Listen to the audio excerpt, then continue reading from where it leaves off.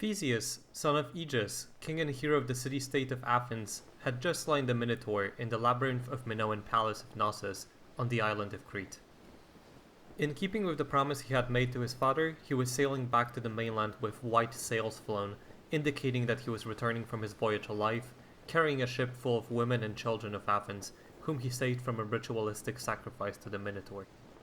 In doing so, Theseus made the ship of his voyage no less famous than himself, and the people of Athens soon turned it into a living history museum by exhibiting the ship and taking voyages on it to Crete and back in celebration of the historic achievement of Theseus.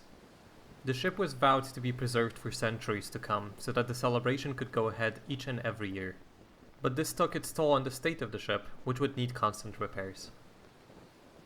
Clearly fascinated by this mythological story, in the life of Theseus, ancient philosopher Plutarch recalled the story of the ship and the centuries of constant maintenance it required, and noted that the ship had become a philosophical quandary.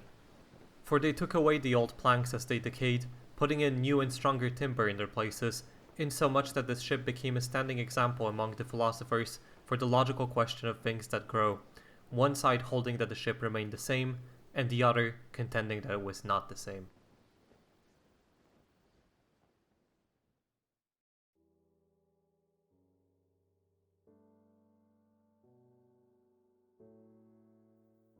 I recently had a craving to play Minecraft.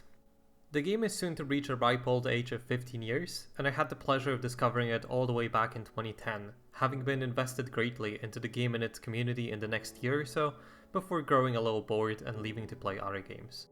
I still return to Minecraft every now and then, feeling the need to play every couple of years or so, before moving on again.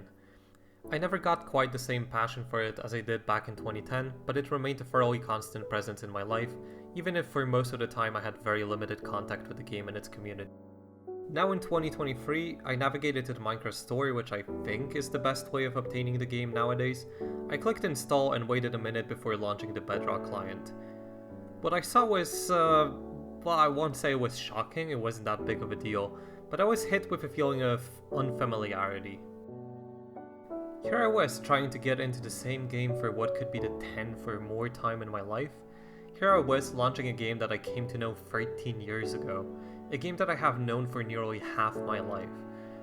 Sure, I haven't played in a long while, but yet I didn't feel as though I was revisiting an old friend or rediscovering something vaguely familiar or nostalgic. I felt as though it was something alien to me. It was new and refreshed, but not entirely in a positive way.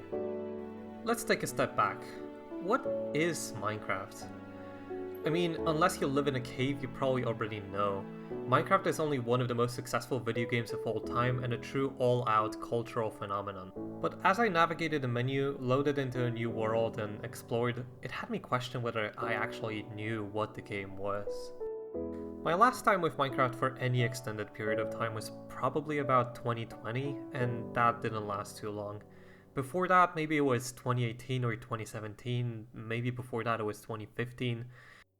I have a pattern of revisiting the game every couple of years, so I am both relatively in the know, while at the same time missing out on the brunt of the changes to the game. I don't really feel fully in the loop, that's for sure. And so, when I now took my first steps in this world, I was stepping into something unfamiliar. So, what is Minecraft anyways?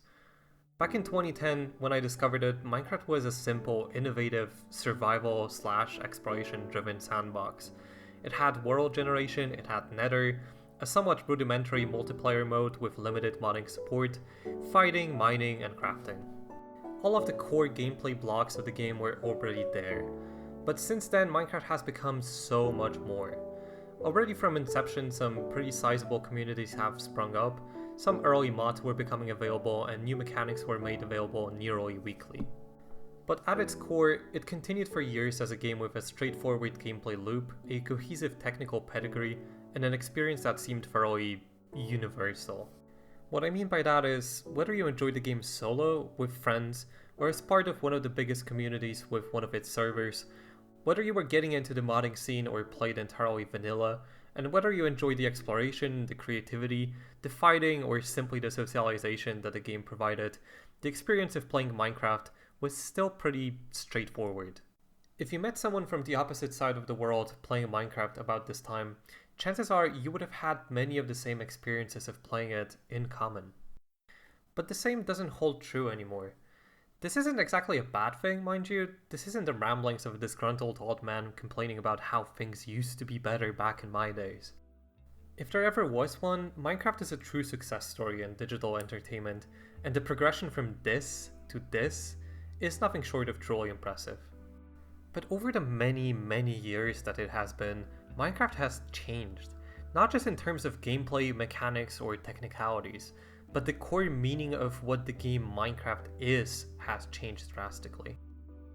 Minecraft is not simply just a video game anymore, and nor is the experience of playing Minecraft universal as it used to be. Minecraft has become a lot of things in this time between. The differences start from the very moment that you click that button when you decide to install the game. The choice of Bedrock and Java editions is already something that came way after I have already mostly abandoned Minecraft, and to this day is not something that I fully associate with the game, and I don't fully understand. The modding scene has exploded. Some of the most popular game modes and modifications go so far beyond what the original gameplay loop was, that it is barely recognizable as the same game. Some servers offer an experience so vastly changed or expanded from the original game that I knew back in 2010 that it begs the question, is this still the same product? See, Minecraft's lineage isn't linear, nor is it simple. Branching into two separate PC clients, countless console and mobile editions, often developed separately from one another, spin-off games, additional paid services offered as part of the Minecraft platform, and of course gameplay alterations have changed not only how Minecraft plays, but even what the game's purpose is. Because you see, Minecraft is not just a singular video game anymore. Minecraft has become a content delivery platform. Okay, at this point let's take another step back. What the hell is a content delivery platform and how does Minecraft classify as one? The answer? Fortnite. And Roblox, and actually all of these too.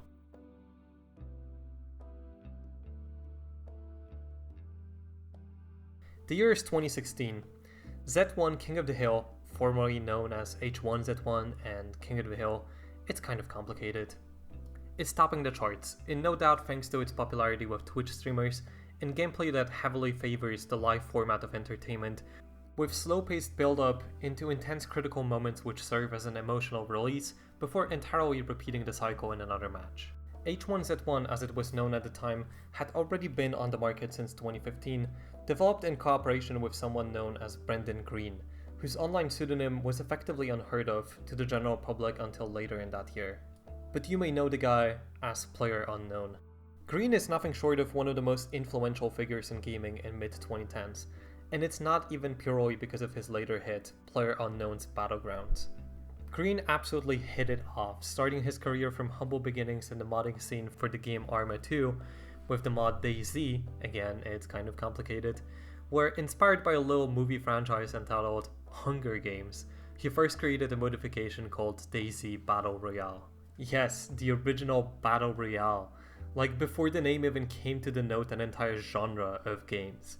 It became moderately successful at first, allowing him to land a gig with Daybreak Company to launch the next big thing, H1Z1, before leaving that legacy behind too, and getting an even bigger gig at a Korea-based company Bluehole, wherein he would receive a marquee name on the title for a new game, PlayerUnknown's Battlegrounds.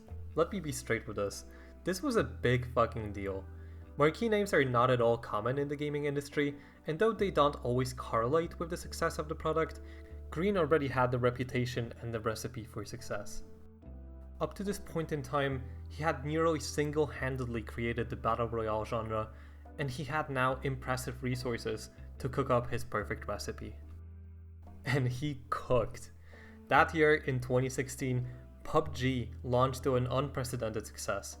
It is enough said that the game demolished the Steam charts for years to come and set multiple records of player peak at its time.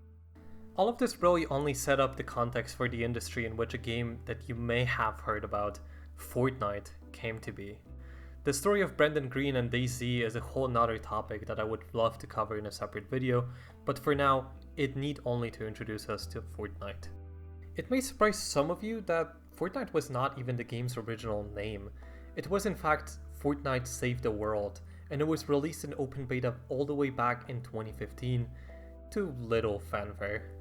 See, originally the game was not even a battle royale type shooter, but rather a, quoting Wikipedia, cooperative hybrid third-person looter-shooter tower defense sandbox survival. That's a fuck ton of different adjectives. But in effect, this version of Fortnite was nothing like the game we now know, beyond its setting, visual style, and the tech that it ran on. Fortnite Save the World was developed alongside a game that was actually meant to dominate the charts of the multiplayer shooter genre, yet ironically would soon become one of the biggest flops of the entire decade: Paragon. Epic, the developers of both games, no doubt scrabbling over the middling reception of Paragon and the subpar sales figures, and observing the changing trends in the gaming industry as a whole, abandoned Paragon in impressive time. The game survived less than 1.5 years before its services were entirely shut down in March of 2018.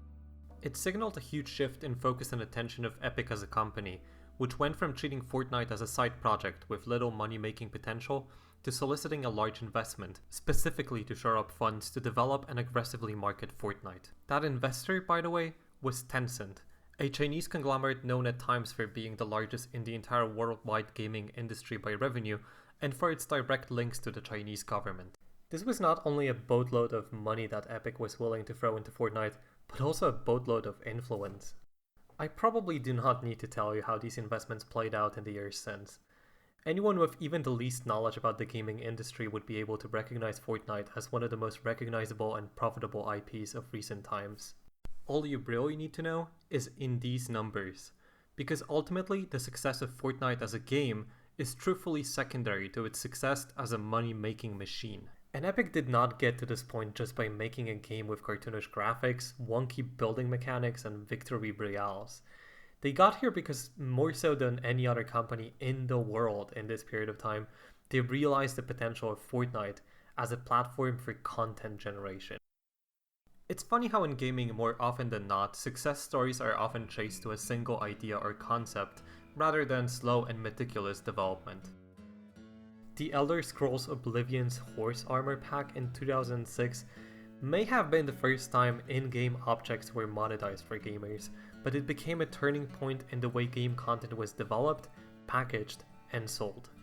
It became a symbolic beginning of an era when creating cosmetic items for in-game use for video games for a price paid on top of the cost of the game has become normalized. The next step came with Team Fortress 2's Manconomy update in 2010. What was meant as an admittedly major update to a singular game would become the most influential change to the entire gaming industry, perhaps in its entire history. The update brought into the game a set of virtual items that players could loot or purchase for real money, alongside such features as an in-game item store, item trading, and a Steam wallet, or the ability to add funds to your Steam account. Yes, all of these features were brought to life due to an update to Team Fortress 2, and what seemed like an inconsequential update to a video game had set a precedent for how video games were developed, marketed, and monetized forever since.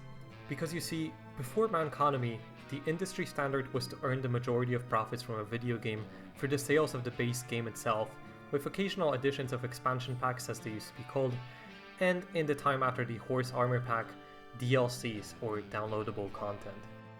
Some in-game purchases did exist even in a time before TF2, and they were profitable. But up until this point, profit from video games was made primarily by developing a solid base game with additional smaller side products such as expansion packs and later on DLCs showing up profits slightly in the months or years after the main release. After Manconomy dropped, however, Valve had fully realized the potential of in-app purchases. In fact, it did not make sense anymore to paywall the game itself, as the potential for money making in its in-game store was so huge that the company benefited from making the game entirely free to play just 10 months following Manconomy, foregoing profits from the base game entirely, instead opting to extend the access to the in-game store to a much larger audience who might not have been keen on purchasing the game before. This new model of video game monetization worked so well, in fact, that it permanently changed game development and marketing. Publishers were now incentivized to develop games around in-game purchases, and developers worked to integrate these new monetization models in their games as much as possible encourage gambling, setting customization center stage in games, often even by sacrificing gameplay, and often resorted to unfair pay-to-win mechanics, which drove further microtransactions. In this new model, games are treated much more as a service rather than a product. And it was the result of this revolution that birthed Fortnite. But it was not an overnight success. When Fortnite's Save the World was unveiled, Epic Games, with financial support from Tencent, initially struggled to come up with a gameplay model that would optimize retention of the player base and with ways to monetize it. The game was slated for a delayed release in the summer of 2017, but already at this point it was clear that the trends in the gaming industry have moved past the cooperative looter-shooter craze, fueled by the hype on games such as the Borderlands franchise, and that Battle Royale was the new name of the game, with multiple major franchises already cashing in on the fad. Epic acted quick, and just a couple of months after the initial release of Save the World, it launched a spin-off title to capitalize on this trend. Thus, Fortnite Battle Royale, later renamed to just Fortnite, was born, and was almost an instantaneous success. Its cartoonish aesthetics and fast-paced gameplay allowed Epic to market the game towards a much younger crowd than the grittier and more realism-based opposition. It was that instant success that let it go buck wild with in-app monetization. Fortnite was built not as a video game product with in-app purchases, but as a robust gambling house and commerce front with a game built on top of it. Fortnite succeeded in monetizing its gameplay so spectacularly that it has become a poster child for in-game marketplaces. The free-to-play model, which allowed players all over the world to get hooked at no cost necessary, only to draw them in with cosmetic and gameplay options behind the paywall, was only the beginning though. Soon, building upon this initial blueprint, Epic promised fans to expand the product with creation tools and used it as a platform for delivery of goods and experiences that go beyond the sole gameplay of the core game. In just the initial 3 years from its release, Fortnite hosted the concerts of Ariana Grande, Marshmello, Travis Scott, premiered trailers and previews of top-billing movies such as Star Wars: The Rise of Skywalker and Tenet, and hosted K-pop band BTS and an animated movie festival. It partnered with recognizable names and brands for use of Fortnite as a platform where digital content can live, vaguely hosted in the world of the game, but realistically simply using it as a content delivery platform. Nowadays, to look at Fortnite as simply a battle royale shooter would be to overlook its role in Epic's scheme of monetization and its role in the digital entertainment industry. To do so would be to fundamentally overlook what is truly, from the business perspective, the core of the philosophy of Fortnite as a product. That the demands of the gaming industry and the prevalent methods of monetizing its products have, over time, transformed Fortnite from yet another co-op shooter to a tool that the video game media mogul can use to deliver other goods to players. Be it in-game items, skins, emotes, weapons, or even entire events and experiences wholly disconnected from the game itself, connected to it only through the same audience that enjoys them. Massive players in the entertainment industry, companies, artists, and creators could partner with Epic to bring their own content to the game, not as a part of expanding its world, but as a way to tie it to the real world, disconnecting it from the universe of the game, serving simply as a platform to connect the interest of the entertainment industry with players. And with the release of Unreal Editor for Fortnite and Fortnite Creative, even regular gamers could use Fortnite as a content delivery platform for their creations, with Epic of course financially benefiting in part from their creations. The key piece of narrative that I have been withholding, however, is that Fortnite was far from alone in this gaming revolution.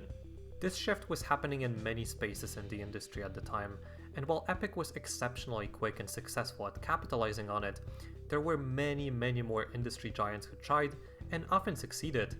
I mentioned already Valve, who struck nuggets of gold with TF2, to then dig up entire gold veins with CSGO and Dota 2, and done all of this while maintaining by far the largest and most profitable PC gaming storefront. But there were many others who transformed their gaming portfolios to benefit from the monetization boom, gambling, and toxically aggressive in-app purchases, notably EA Sports for example with their sports game franchises, Roblox Corporation, Activision Blizzard with Call of Duty, and others.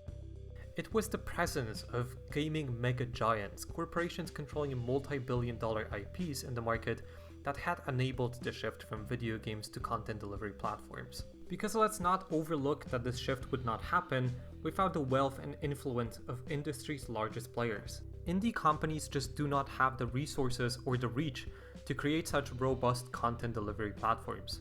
And even if they did, what drives the success of these platforms is their sheer cultural relevance and dominance. Without the ubiquity of the intellectual properties they hold, the operation of these platforms would not be feasible or profitable.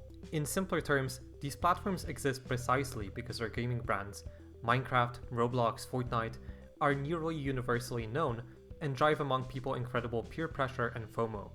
And if you partner with even more popular brands, you have a perfect storm of hype. And in the gaming space, there is one more giant we are yet to mention. One that controls not only vastly popular video game franchises, but also an entire, widely known gaming platform, as well as the world's most popular operating system, which basically runs PC gaming as it is. Minecraft's inception does not trace back to multi-million-dollar investments, massive development teams, or monetizing addictive spending patterns and gambling. And this, I would argue, was part of the reason for its success. In a time when gaming industry was reporting record profits each year and major players have effectively become too large to fail, Minecraft was born from a lone developer with limited resources, meager experience, and no marketing budget.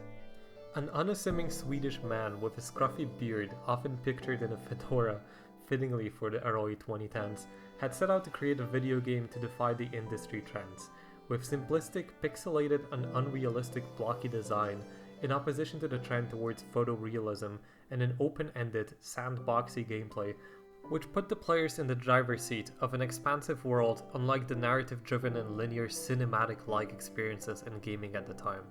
It was a spontaneous indie project which initially grew nearly solely by word of mouth. It did not have the backing of industry giants, and thus was not seen as tainted by the interests of massively profitable publishers. It was a modest, homegrown project that nearly purely by chance gained a 1 in a million kind of recognition. And in 2014, Mojang, the company founded by Notch, the developer of Minecraft, was purchased for $2.5 billion by Microsoft, one of the world's largest corporations. Regardless of your views on the game, its creators, or its development prior to this moment, it is undeniable that this unprecedented deal was, from the get-go, going to alter the trajectory that the game was on. It is impossible to know whether Microsoft knew from the start what direction they would be taking the game, but it's clear why they made the move. In announcing the deal, they made sure to state, Minecraft is more than a game franchise. It is an open-world platform, driven by a vibrant community we care deeply about, and rich with new opportunities for that community and for Microsoft. Before the deal, Minecraft had a good 5 years of development time, during which the game had changed immensely.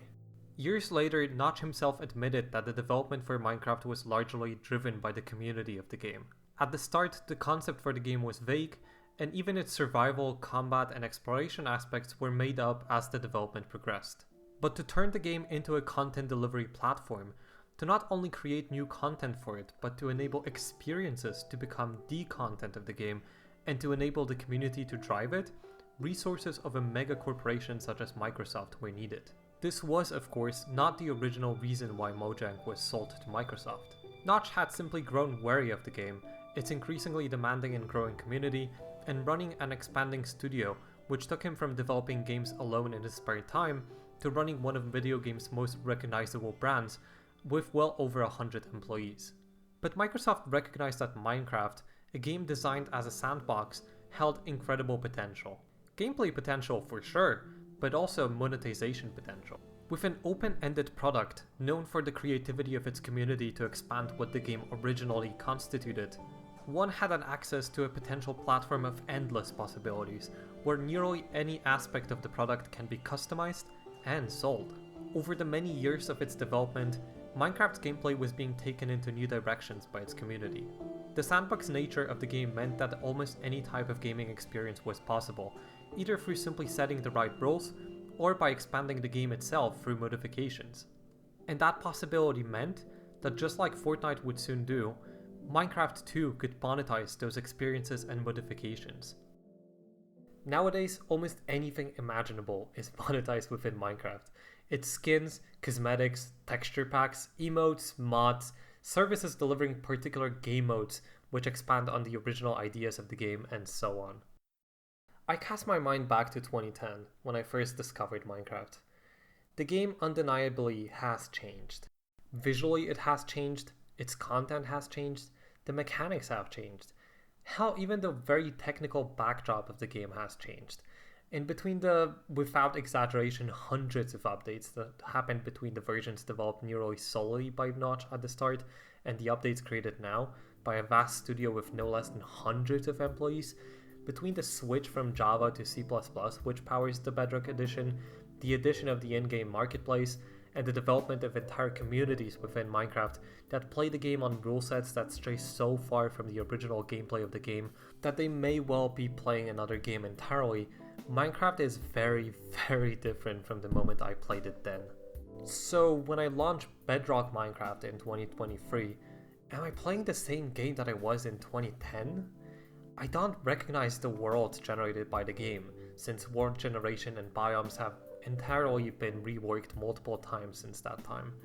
Some of the mechanics of the game remain more or less the same, for the original gameplay loop has been undoubtedly altered. The featured servers play community-made modifications and rule sets that are so alien to me that I can't really even fully imagine what they are about. The marketplace is full of interesting things that I don't think I would ever imagine would be a genuine part of the core game nearly 13 years ago. After centuries of voyages, the ship of Theseus would have been a product of ancient Greek culture.